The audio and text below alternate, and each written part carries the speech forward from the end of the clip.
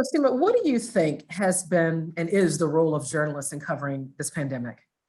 Yeah, I think it's a really critical role, especially in a world where finally we're talking about the fact that we're not just dealing with a pandemic where a virus is involved, but there's a concurrent infodemic.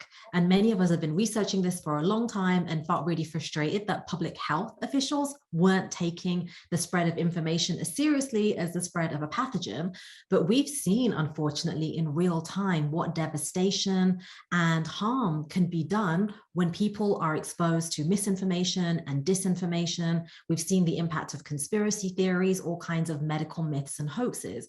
So one of the central roles that I think good journalists can play in the context of a crisis is helping the public understand how to separate the fact from the fiction.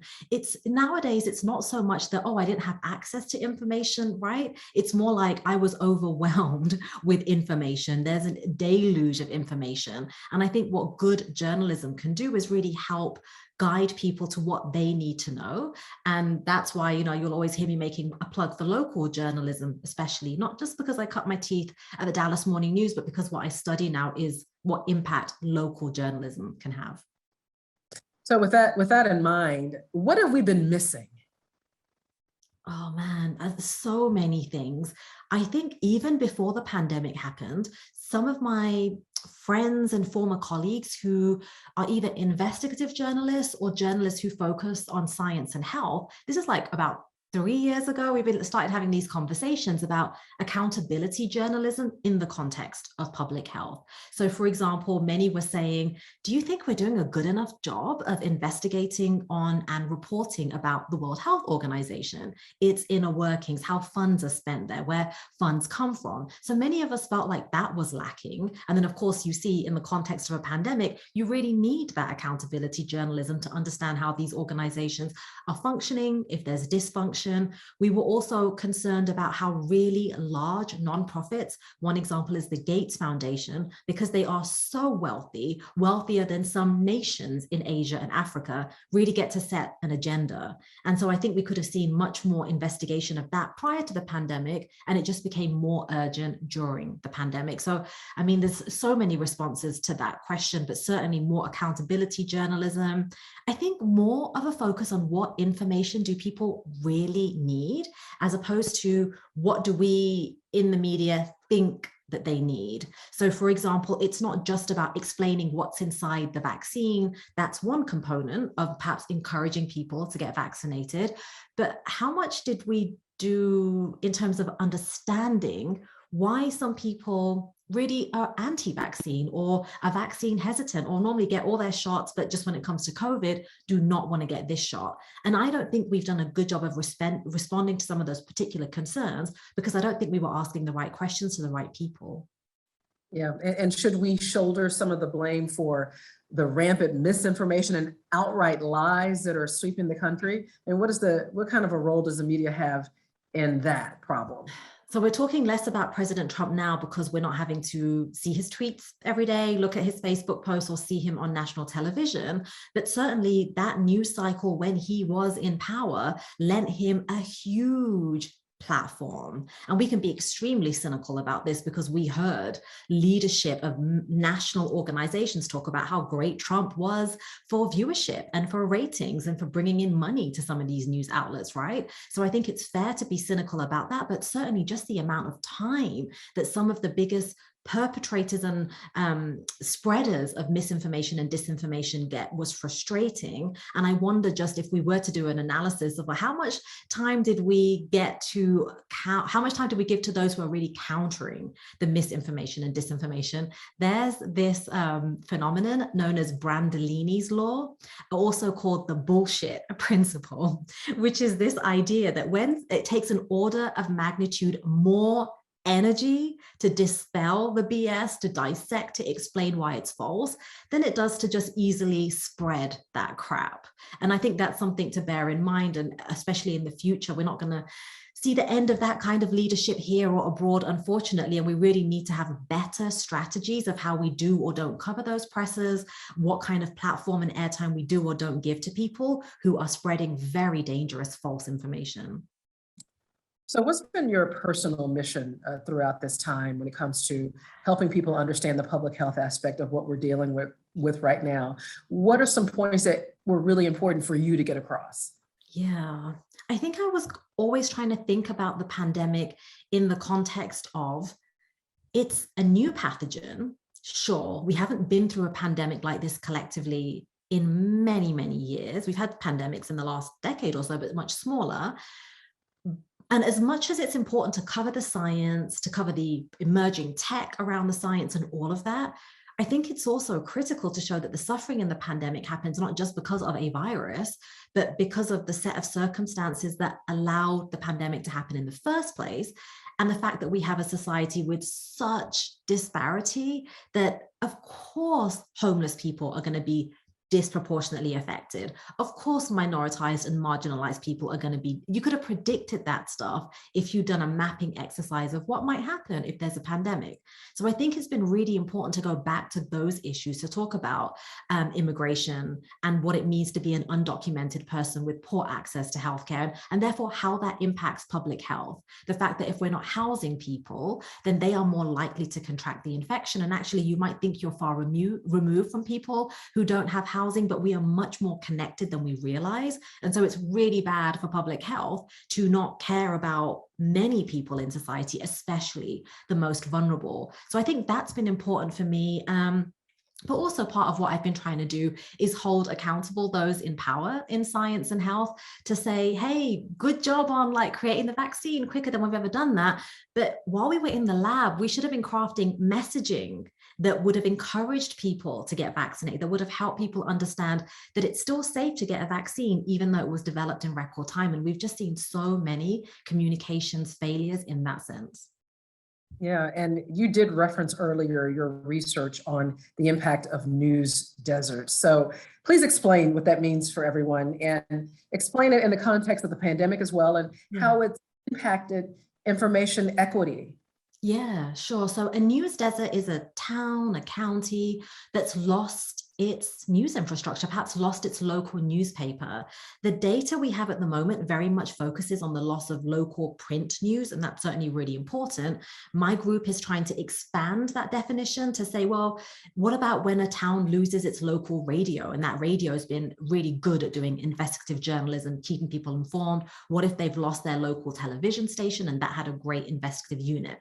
So news deserts are these areas where the people that live there don't have access to good, credible, fact-checked, thorough local news. They're relying on Facebook and messages in WhatsApp group chats. They're perhaps seeing news that's very much focused on the East Coast or the West Coast, where perhaps those reporters are helicoptering into their region and reporting on local stories sometimes, but without that kind of depth and context that a local reporter from that town or county can offer.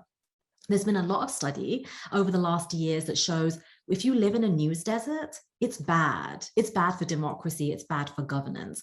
Taxes go up on average around $85 when a town or county loses its local newspaper. There are metrics that show that government corruption increases, that government efficiency decreases. The town or the county is seen as a worse borrower of funds from the people that lend it money, so the bond terms worsen. It's just bad for infrastructure. Also, fewer people vote.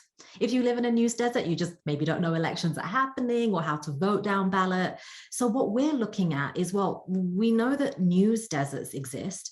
We know that since 2004, about a few thousand new local newspapers have shut down in the US. It's really bad. And it's been really bad during the pandemic too, right? People just haven't been able to sustain that. We've lost so many local journalists too.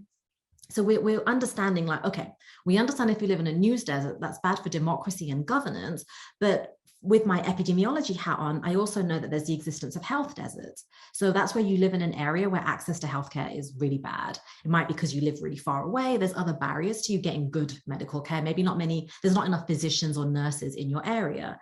So what we're studying is, on the one hand, if you live in a news desert and we know it's bad for democracy, what can we understand about how it might impact your health?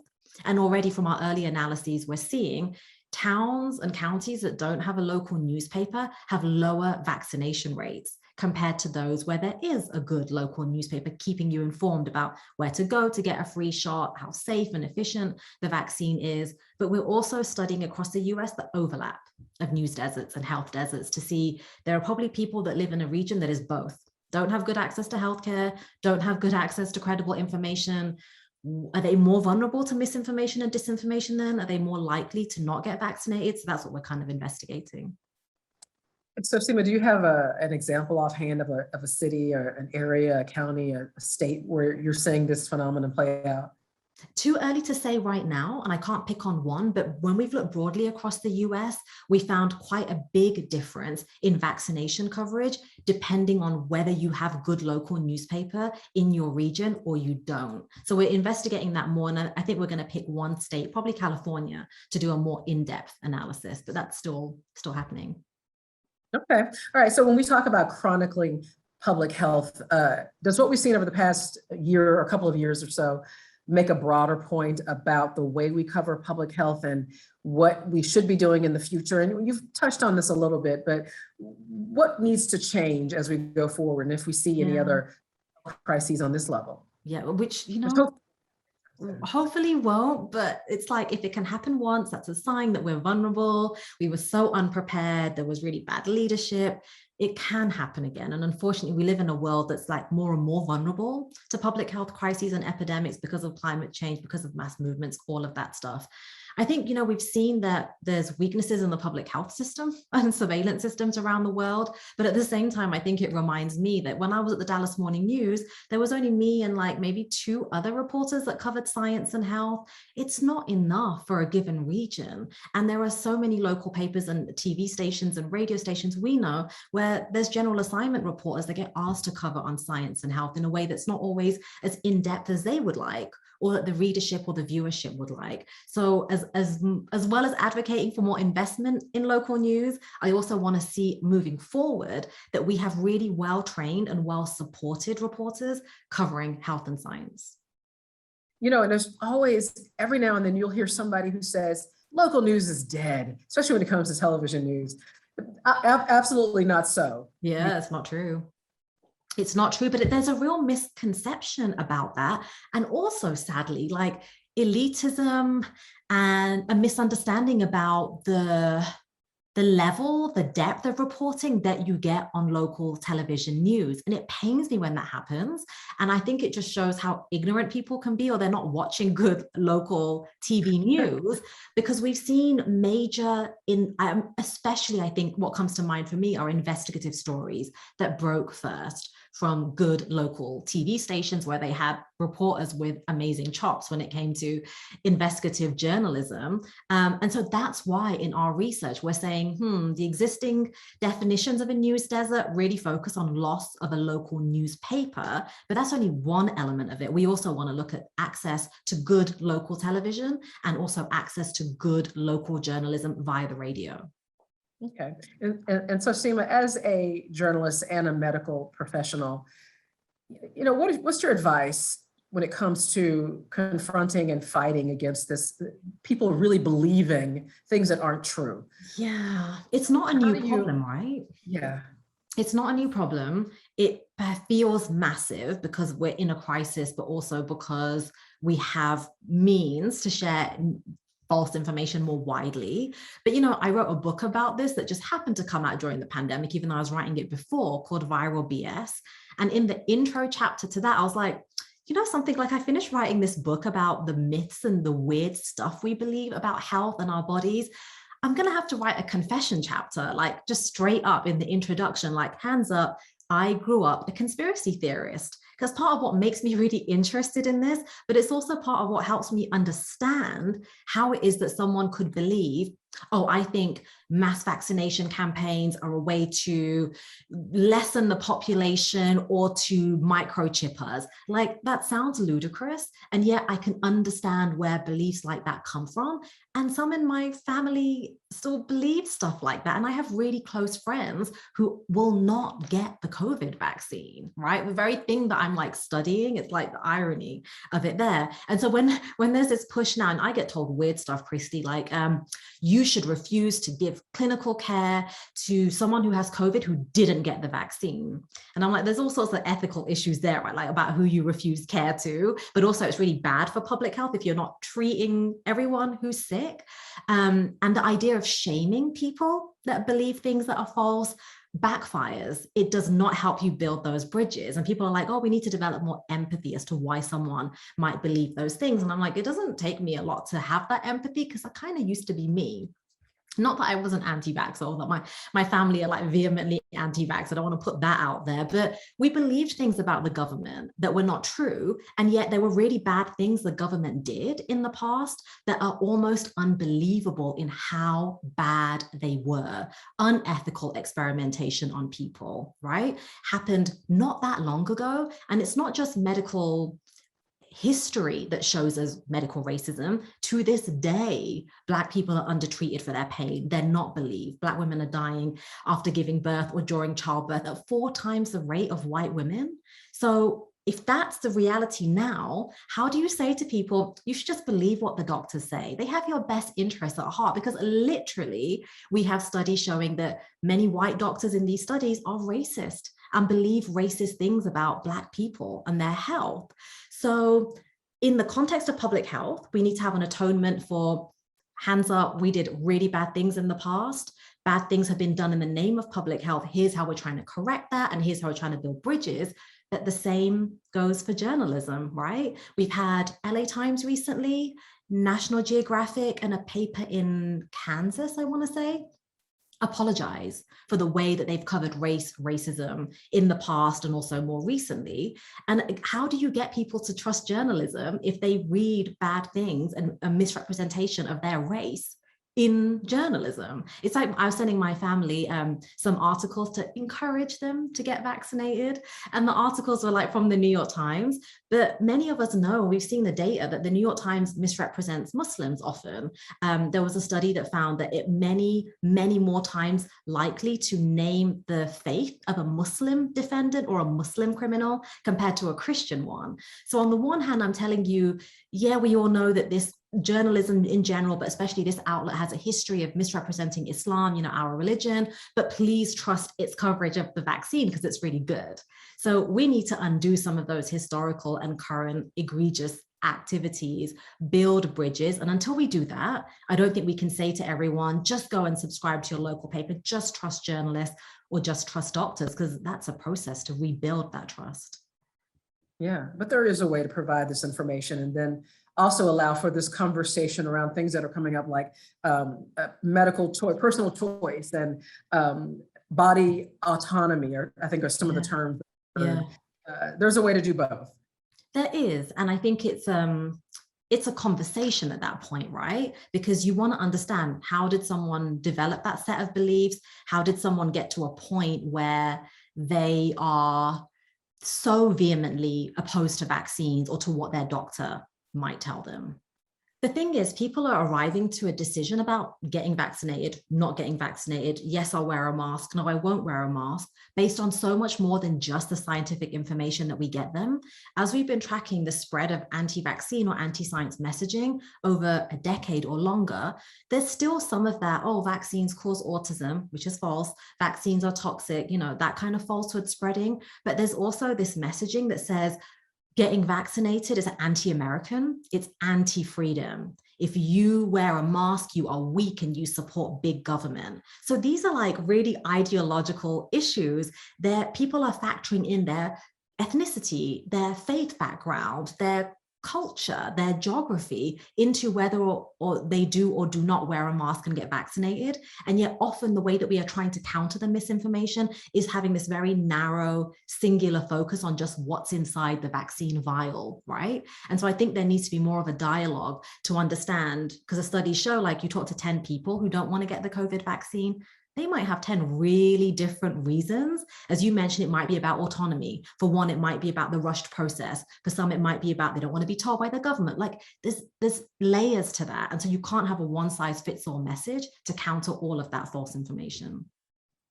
All right, so Stephen, my last question is more about what, as the rest of the pandemic plays out, and let's assume we start to see it wind down and go away early next year. how are you going to spend the next few months in the public and I'll ask you two things, one personally and also one professionally. How are you going to spend the next few months educating the public and also spreading the word and using your personal mission as a medical journalist? And also, what do you want to do personally over the next few months as we come out of this? They're kind of connected in a way, to be honest, like my answers to both of those, in that I'm working on a book for teenagers called What the Fact. And it's about how do you figure out what's accurate and what isn't? Because I think a lot of what we do now is like, oh my God, this problem is so bad and so big. There's fake news out there. You can't tell what's true or not. And we're not giving, especially young people, like many solutions or resources for like, yeah, it's bad, but you can actually become really savvy at fact checking yourself, or like think like a journalist when you're approaching a source. So I'm really excited about that book because I don't think there's enough out there for young people. I think there's just a lot of like doom and gloom regarding the information ecosystem. And I think that is kind of like really tied up with personally what I want to. There was a study that came out this July from the University of Pennsylvania, and I became obsessed with it because it was so depressing. Basically, this study in July found that people who said, I believe in science, were more likely to fall for pseudoscience and more likely to spread false science than the people in the study who were like, no, I'm a skeptic, I don't believe in science. And I was like, oh my gosh, our goal cannot be just to get people to be like, I believe in science. We need them to like think critically, think deeply, ask questions, think before sharing. So for me, that like personal and the professional mission are very much intertwined. And I just think whether it's a pandemic, whether it's an insurrection, whether it's another crisis of economics, politics, health, whatever, having a citizenry that is digitally literate and media literate can really help us either avert the crisis or mitigate it so we're not living through years and years of this.